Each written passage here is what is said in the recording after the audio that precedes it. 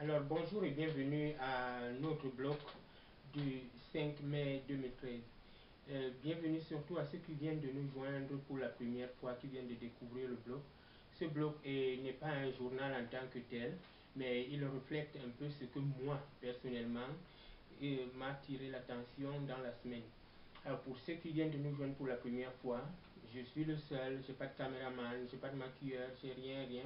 Donc ce qui fait que je me lève très souvent pour arrêter la caméra en question et puis le journal ou bien l'émission continue. Donc aujourd'hui, ce qui m'a attiré l'attention depuis un certain temps pour les jours qui sont passés, c'était notre image historique qui est Madiba. Ceux qui connaissent Madiba peuvent le savoir. C'est tout simplement Nelson Mandela. Nelson Mandela, c'est quelqu'un de très spécial qui a marqué notre vie, qui a marqué le passé et le futur, même le futur, et qui marque le présent actuellement. Donc, c'est quelqu'un qui a lutté contre l'apartheid et qui a été emprisonné, et puis il est sorti. Malgré tout ça, il a appris au monde entier qu'on pouvait pardonner, qu'on pouvait juste passer à travers la haine. Donc, c'est quelqu'un que j'apprécie beaucoup, comme beaucoup dans le monde. Donc, il s'avère qu'il vieillit comme tout le monde, y compris nous-mêmes. On va arriver là un jour, il a l'âge maintenant mature et il s'affaiblit. Et personne ne peut le blâmer pour ça. Je crois qu'il est déjà resté, qu'il est d'abord tout de même resté en très bonne santé, vu les circonstances qu'il a vécues durant sa vie, durant l'emprisonnement, durant cette apartheid qui a marqué et qui continue même à marquer, mais il a fait de son mieux. Il a participé à l'évolution, je peux dire, planétaire, parce qu'aujourd'hui, on peut dire qu'il est l'exemple de l'unification, l'exemple du pardon, l'exemple de la prospérité en tant que telle. Parce que je crois qu'il y a très peu de monde actuel, surtout vivants, qui sont arrivés à ce genre d'intellectuels, à ce genre de, je dirais, je le prends comme un prophète, ça n'a rien à voir avec l'évangile, mais c'est quelqu'un qui restera toujours dans nos mémoires. Et au moment où il rentre en politique après la prison, c'est le moment où tout le monde peut au moins s'asseoir et dire: oh oui, il y a quelqu'un. Ça veut dire quelqu'un qui n'est pas là pour le pouvoir, quelqu'un qui n'est pas là pour la fortune. Il est venu juste pour créer un mur, mais cette fois-ci un mur de la joie, un mur de l'amour. Ça veut dire que avoir une transition entre de la haine à l'amour. Donc il a pris le monde entier, il est resté à sa présence, il a joué le jeu qu'il a rêvé dans sa vie, de partager cet amour avec ses prochains, que tu sois blanc, noir, jaune ou vert. C'était une seule personne. Je crois qu'il y a très peu de gens qui sont à ce niveau. Donc on va continuer à parler de Nelson Mandela, Madiba, ceux qui le connaissent très bien, ça c'est son nom. Parfois je me vante pour dire qu'il est camerounais, parce que Madiba chez nous ça veut dire tout simplement l'eau. Et l'eau, on a besoin de l'eau pour vivre. Donc je ne sais pas à quoi ça rime chez eux, à quoi, c'est quoi l'explication en Afrique du Sud, mais chez nous Madiba c'est l'eau. Et l'eau, on a besoin, sans eau on n'a pas de vie. Donc je crois que s'il appuie ça comme ça, peut-être parfois je me vante qu'il est camerounais. Donc, je reviens après la pause. Merci beaucoup.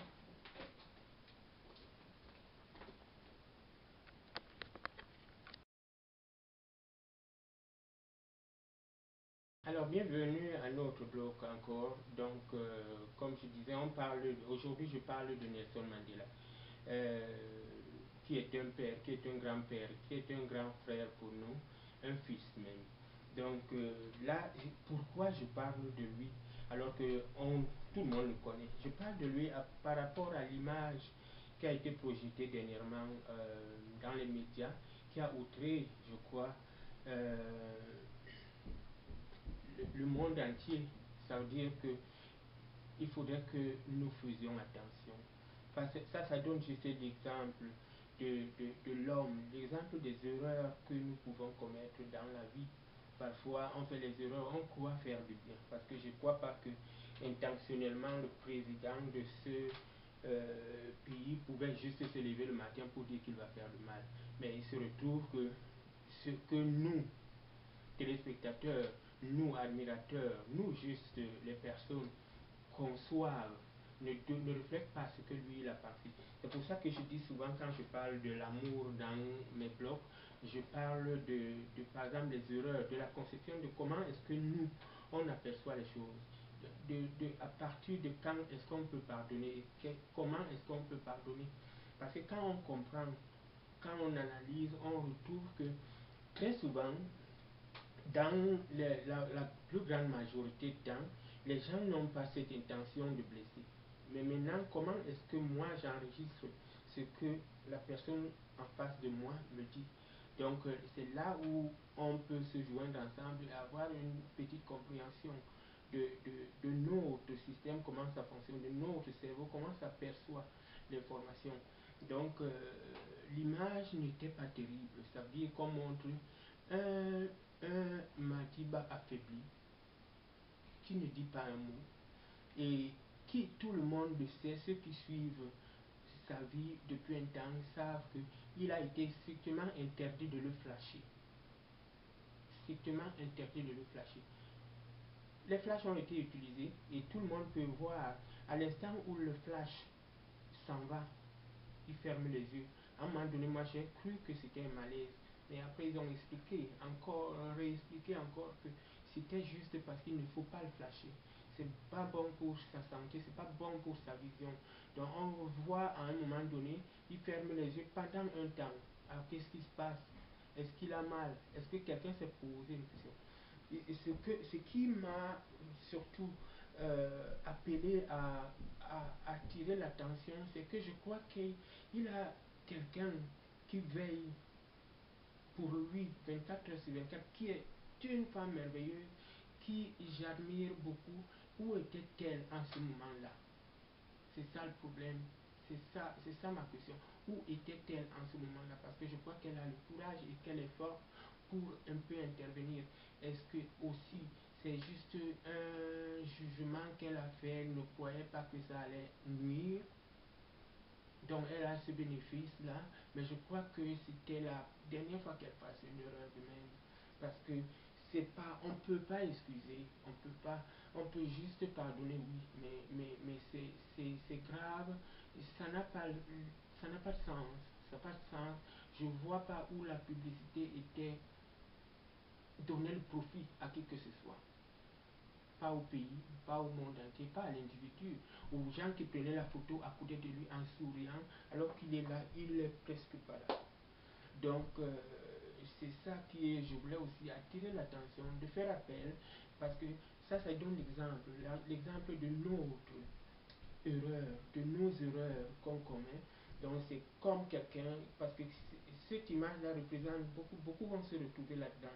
Qu'on ait un grand-père, une grand-mère qui maintenant arrive à la fin de sa vie, ce qui n'est pas dramatique parce qu'il faut finir un jour, parce que ce serait drôle et dommage si on ne mourait pas.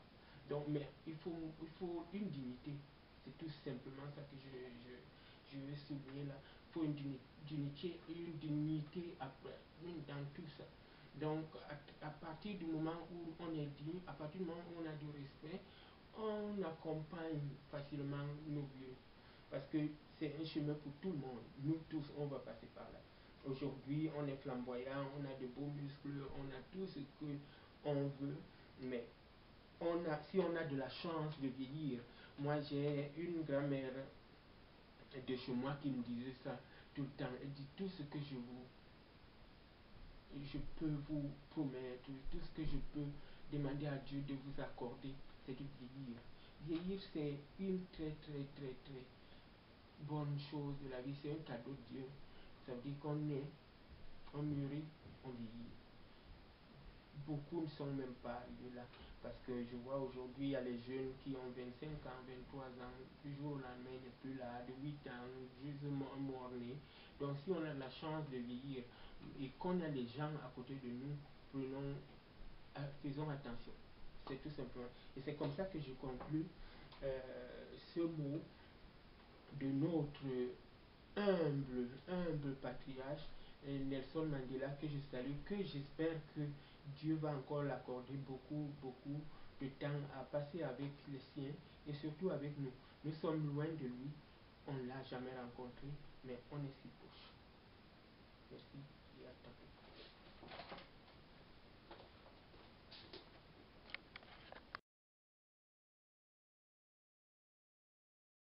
Alors, bienvenue encore. Là, on va parler de ma page préférée parce que la dernière semaine, ceux qui ont regardé ont remarqué qu'il n'y avait pas cette page-là, le gossip. Le gossip, le Congossa, le mensonge, mais qui nous fait vibrer parfois. Donc là, on va parler de quelques. C'est toujours un peu. C'est pas. Je ne sais pas ce qui arrive maintenant avec les journaux, mais il n'y a pas grand-chose quand il s'agit des gossips. Je crois qu'ils n'ont pas beaucoup d'histoire. Maintenant, je crois que les vedettes, en tant que. Je les appelle plus les célébrités. Hein, parce que les célébrités, maintenant, j'ai découvert ce que c'était que les célébrités. Ça ne sert à rien de les appeler pareil. Donc, les vedettes, en tant que telles, ceux qui maintenant font beaucoup d'argent dans le monde à partir de leur culture. Donc, il n'y a pas beaucoup de choses. Là, on parle de Harry Styles, qui sort maintenant avec la fille de Rod Stewart. La fille de Rod Stewart, je crois qu'elle a 33 ans. 33 ans, oui, oui, 33 ans. Et puis le jeune homme a 19 ans. Et il paraît que dans leur famille, les Stewart, il n'y a pas un problème avec l'âge. Parce que le père a 68, sa femme a 42. Donc, mind gap. Il y a un gap là-dessus. Et puis les autres n'ont pas de problème avec ça. Donc le fils aussi voit pas de problème. Pourquoi ne pas aller avec une fille âgée? Mais disons quand même que parce que les gens parlent souvent de différents âges quand il y a un couple. Quand on a 33 ans et quand on a 19 ans, ça, comme on dit au Québec, ça se peut. Parce qu'à 33 ans, on a beau avoir l'écart, mais la femme est encore, ou bien l'homme est encore frais. Quand on parle de 68, là maintenant, ça commence à tirer. Et 68 ans et 42. Donc presque c'est le même gap entre 33 ans et 19. C'est presque la même chose. Mais vraiment, pratiquement, c'est pas la même chose. Parce que le jeune homme qui a 39 ans, fraîchement, il est en train de pousser. Et la fille de 33 ans, elle est encore bien. Bien. Donc ça dit que, mais c'est sûr que si les deux se marient, à un moment donné, il faudrait qu'ils se séparent. Parce que après un certain temps, le gap va se voir. Donc ça veut dire que quand on a 68 ans, hello, avec une femme de 42 ans, là il y a une différence. Là il y a problématique un tout petit peu. Mais ceux qui sont confortables avec, pourquoi ne pas? Pourquoi ne pas? Moi je ne fais pas de jugement à ça. Si je trouve quelqu'un qui est plus âgé que moi, ou bien je sais que j'irai pas plus bas. J'aime, ça c'est mon opinion à moi, j'aime pas plus bas, mais plus âgé là-bas, je m'en fous de l'âge de quelqu'un. Je demande pas la carte d'identité à quelqu'un quand il vient devant moi là.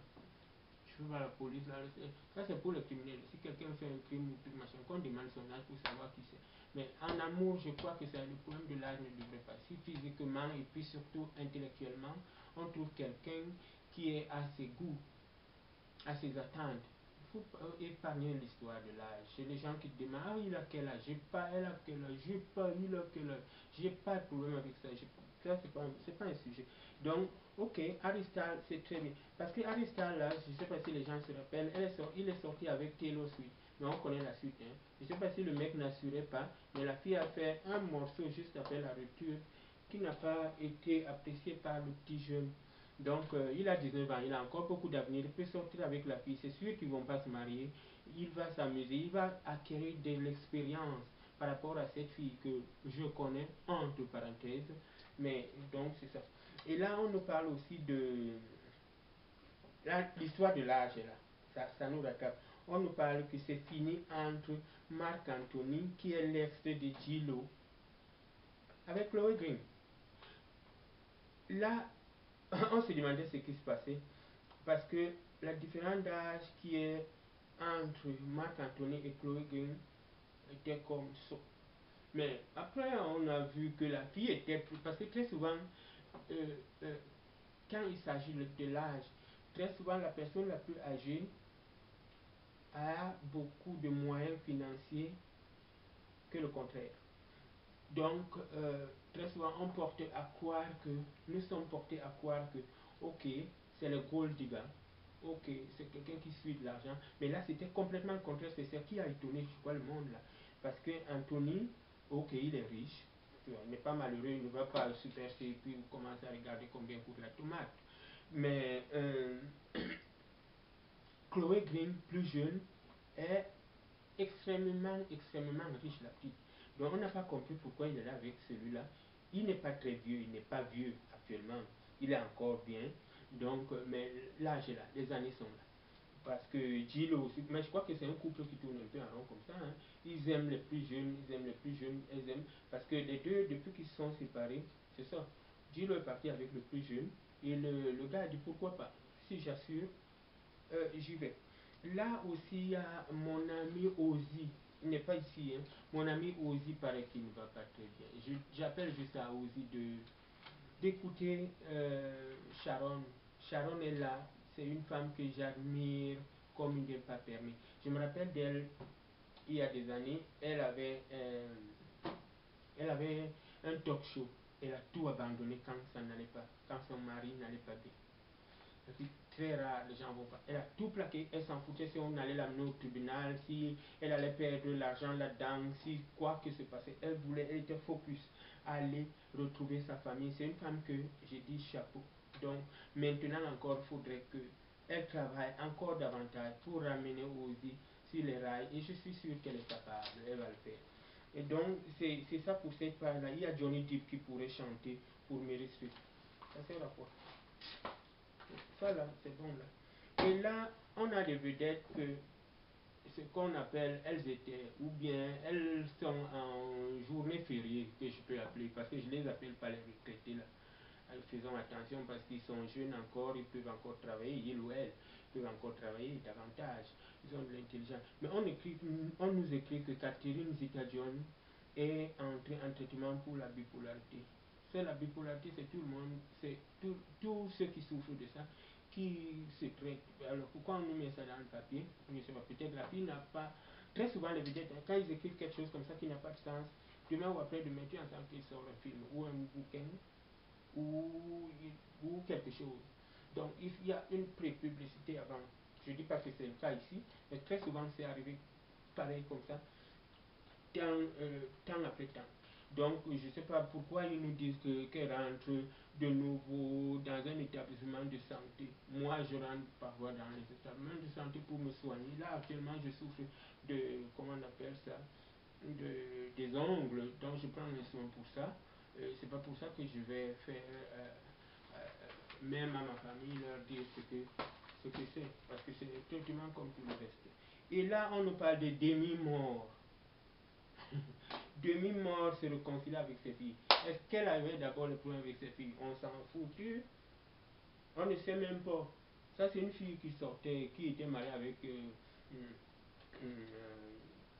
coach, je ne sais pas comment on l'appelle encore là, le jeune qui travaille, un jeune avec lui, le mec il est parti avec quelqu'un de son âge, et puis depuis là, ça a pété les plombs, ça a essayé d'épouser aussi quelqu'un, de prendre sous l'aile un jeune, plus jeune même que Action là, et puis là maintenant, on nous parle, oh, elle se réconcilie avec ses filles. Bon ben, tant mieux alors. Et là, les amis de Selena Gomez n'aiment pas Justin Bieber. On s'en fout. C'est un couple qui n'a jamais été un couple presque, où ils sont ensemble, où ils ne sont pas ensemble. Nous, c'est pas notre problème. Ils sont très jeunes, ils ont tout l'avenir devant eux, ils peuvent faire ce qu'ils veulent. Donc c'est comme ça que ça va s'achever notre page gossip qui n'avait pas quelque chose de très spécial, à part que on aime ça. Donc c'est ça qui était aujourd'hui. Donc je vous reviens après la pause. Merci.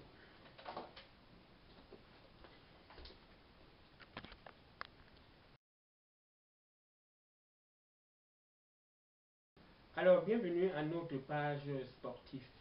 Là, le tennis, quand je parle du sport, les gens me demandent pourquoi juste le tennis. Bon, c'est ça que moi je suis. C'est ça que je suis. J'ai toujours dit, je suis ce que je peux à peu près comprendre. Parce que, il y a, par exemple, si je veux parler de hockey, je comprends même pas. Je sais même pas pourquoi. Je vois une petite rondelle qui rentre là. Les cours sont tout petites même. La rondelle est trop petite. Et puis le mec qui court. Je ne sais pas comment ça marche. Je connais ni les règlements, ni rien, ni rien. Je ne peux pas compter. Je ne sais pas quand est-ce que le but peut rentrer. Je sais quand il est dans les goals, mais je ne comprends pas. Mais là, le tennis, un tout petit peu plus, un peu de connaissances là-dedans. Là, il y a le tournoi de Madrid qui est en train de se dérouler, qui a commencé. Il y a Serena Williams qui a eu un premier set difficile parce que la fille est 88e. Et je ne crois pas que Serena déjà connaissait qui c'est. Parce que une fille de Kazakhstan, j'ai jamais entendu parler d'elle, elle s'appelle Yulia Putintseva. J'ai jamais entendu parler, je crois que c'est une non plus. Très souvent, les grandes personnes du tennis, quand ils rencontrent une comme ça qu'ils n'ont jamais vu dans le circuit, parfois ça leur pose des problèmes avant de comprendre qui c'est. Très souvent, ils gagnent. Mais le premier set, souvent, c'est un peu comme on dit en anglais, shaky. Donc, ça a été un premier set vraiment bien discuté, mais Serena est venue à la hauteur du match, comme d'habitude. Donc, le premier set a été 7-6, le deuxième 6-1. Et il y a Vénus, la sœur à Serena, la grande sœur, qui a déclaré forfait à cause des problèmes de dos. Parce que les années sont là, hein, c'est ce que je disais maintenant. Les années sont là, et puis elle a maintenant 32 ans. On ne guérit plus de ses peines comme quand on avait 15 ans. Moi, quand j'avais 15, 16, 17, 20 ans, ça allait très vite. Je me cognais quelque part, je passais comme si rien n'était. Mais maintenant, je remarque que à un moment donné, parfois, j'ai un petit bobo, ça ne disparaît pas. Là, j'ai un petit bobo ici, là. Depuis maintenant, je crois, 5 mois que j'avais eu mal et ça part pas. J'ai mis tous les baumes et tout et tout. Je me dis seulement que c'est la rançon de l'âge. C'est tout. C'est tout ce qu'on peut faire. On attend. Là, il y a Wozniacki. Je ne sais pas comment cette fille fait même pour être tête de série numéro 10. Donc, elle est cette tête de série numéro 10. Là-bas à Madrid, elle s'est fait rafler à 6-2, 6-4 par Kazakh Yaroslava. Elle non plus, je n'ai jamais entendu parler. Yaroslava Shvedova. Je ne sais même pas d'où elle vient, on n'a pas écrit, donc je ne sais pas qui c'est. Je crois qu'elle vient de la Russie peut-être, parce que quand ça finit avec les AA comme ça, là, très souvent c'est la Russie. Et il y a Angelina Kibbe qui a eu, elle est allemande, elle a eu à faire face à un duel, parce qu'elle aussi, toujours une de Taïwan qu'on n'a jamais entendu parler, Shu Weishi. Shu Weishi, jamais parlé, parce que tout le monde peut-être ne connaissait même pas quel rang elle occupe dans le tournoi, dans le plateau, je ne sais pas quel rang, mais là, elle a gagné le premier set, l'inconnu, à 6-3, mais Angelina a fait l'effort de faire la finition de ça à 6-3, 6-2. Donc c'est comme ça qu'on achève notre week-end et puis je dis toujours essayer de faire un effort, partager l'amour, chasser la haine. Donc merci aux vidéos spectateurs qui me suivent à travers le monde et à très bientôt. Merci beaucoup.